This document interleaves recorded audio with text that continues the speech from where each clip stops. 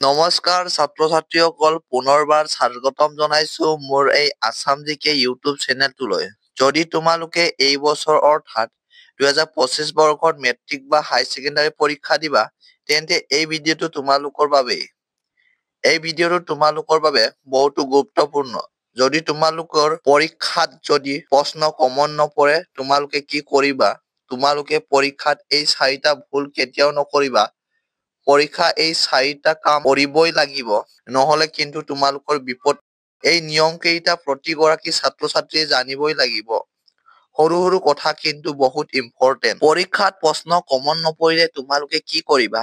কি কৰিলে তোমালোকে নম্বৰ পাবা? এইটো ভিডিঅ'ৰ একেবাৰে শেষত কৈ দি আছো। গতিকে তোমালোকে ভিডিঅ'টো কোনো ধৰণৰ স্কিপ নকৰাকৈ শেষলৈকে চাবা। আৰু লগতে যদি তুমি এই চেনেলটো প্ৰথমবাৰ ভিজিট কৰিছা তেনেহলে চেনেলটো সাবস্ক্ৰাইব কৰি ভিডিঅ'টোৰ এটা লাইক কৰি দিবা। প্ৰথমতে আলোচনা কৰিবলৈ বিচাৰো যে পৰীক্ষাত এই 4টা ভুল কেতিয়াও নকৰিবা। তাৰে 1 নম্বৰটো হ'ল পৰীক্ষাত হলত তোমালোকে কেলকুলেশ্যন মোবাইল নাইবা ইলেক্ট্ৰনিক ডিভাইচ নিব নোৱাৰিবা। যদি এইবোৰ ধৰা পৰে তেতিয়াহলে তোমালোকক পৰীক্ষা হলটোৰ পৰা এক্সপেল কৰি দিয়া হ'ব। ইয়াতে স্পষ্টকৈ লিখি দিয়া আছে। গতিকে তোমালোকে এইটো ভুল কেতিয়াও নকৰিবা। 2 নম্বৰটো হ'ল পৰীক্ষাত তোমালোকে কেতিয়াও ৰঙা কলম ব্যৱহাৰ নকৰিবা। ইয়াৰ পৰিৱৰ্তে নীলা কলম বা ক'লা কলম ব্যৱহাৰ কৰিবা। ইতিমধ্যে আছাম ষ্টেট স্কুল এডুকেশ্যন বোৰ্ডে এই কথা প্ৰকাশ কৰিছে। 3 নম্বৰটো হ'ল তোমালোকে পৰীক্ষা হলটোত কোনো ধৰণৰ প্ৰিন্টেড নাইবা হেণ্ডৰাইটিং মেটেৰিয়েল ল'ব নোৱাৰিবা। যদি এইবোৰ ধৰা পৰে তেতিয়া তোমালোকে বিপদত পৰিবা। ইয়াতে কিন্তু স্পষ্টকৈ লিখি দিয়া আছে। শেষৰ 4 নম্বৰটো হ'ল don't write your name anywhere in the script. অৰ্থাৎ ইয়াতে কৈছে এনচাৰ স্ক্ৰিপ্টত তোমালোকে কেতিয়াও নিজৰ নাম নিলিখিবা।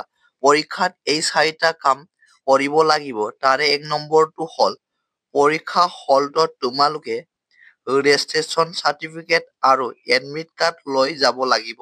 নহলে কিন্তু তোমালোকক পৰীক্ষা হলটোত সোমাবলৈ এলাও দিয়া নহব।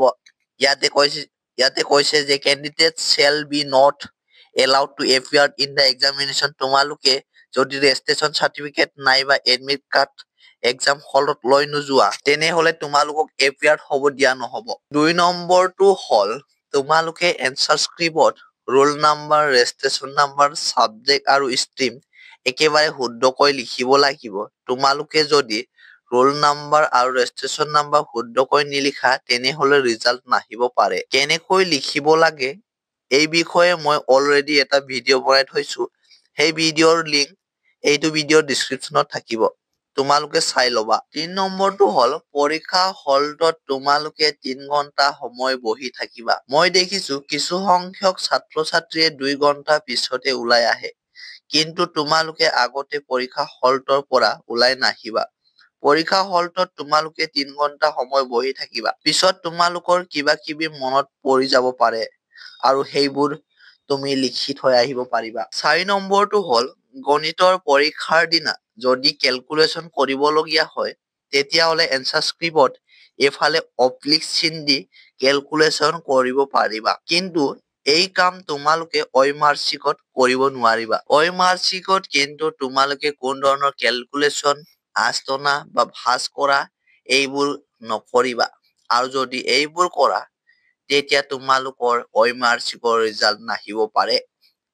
আৰু যিবোৰ ডিস্ক্ৰিপটিভ টাইপৰ এনচাৰ শ্বিট আছে তাত তোমালোকে অব্লিক চিন দি কেলকুলেশ্যন কৰিব পাৰিবা। এতিয়া আহিছো যদি প্ৰশ্ন কমন নপৰিলে তেতিয়াহলে কি কৰিবা? পৰীক্ষাত প্ৰথমতে একেবাৰে শুদ্ধ উত্তৰবোৰ লিখিবা।